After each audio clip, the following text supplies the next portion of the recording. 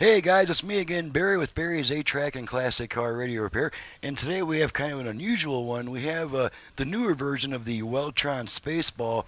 Now this customer is refurbishing the case, so he sent it to me without the case. I'll just give you a quick little peek of some of the guts that you can see inside this thing. I'm not going to move it around too much, but as you can see there's no case that the customer is going to put it back together when he gets it back. So it was sent to me to repair the A-track section.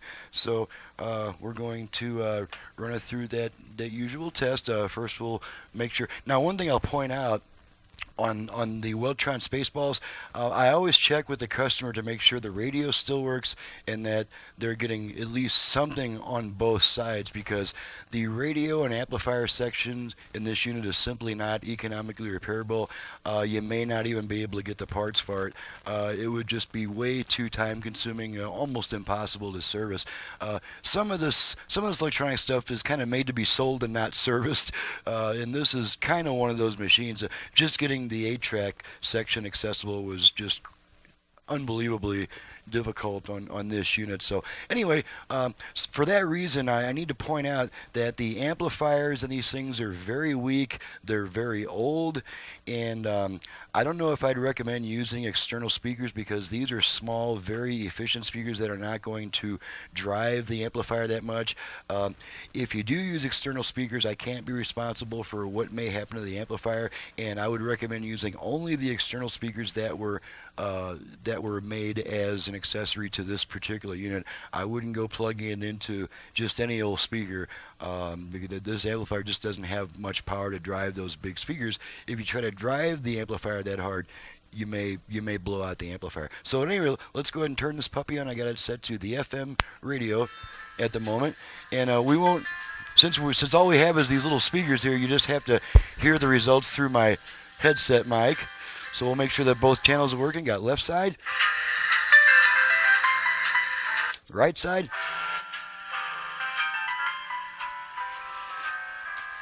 Okay, and we'll go over to AM real quick.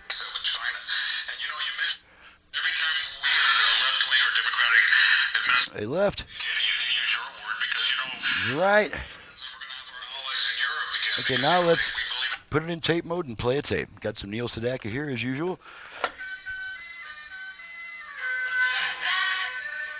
Okay, left side, right side. Sorry that I was covering up the controls and didn't let you to see what I was doing there. Okay, let's change tracks a bunch of times.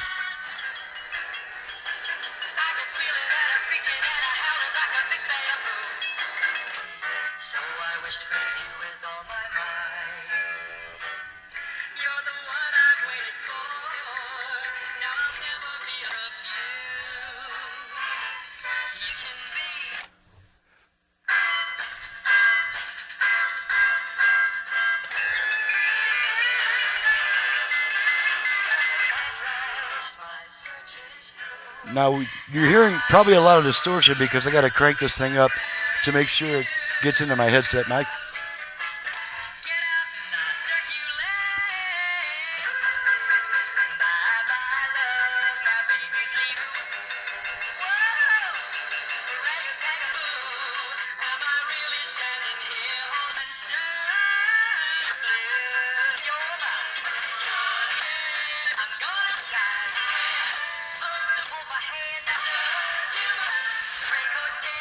Alrighty, pull the tape out, and of course we have to hit one of the radio buttons to get the radio to come back.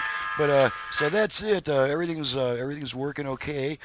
Now, one thing I'll say about these switches, they're really impossible to get to clean them. So I noticed that once in a while when I hit the AM, the right side doesn't come through. All you gotta do is just exercise these buttons a little bit.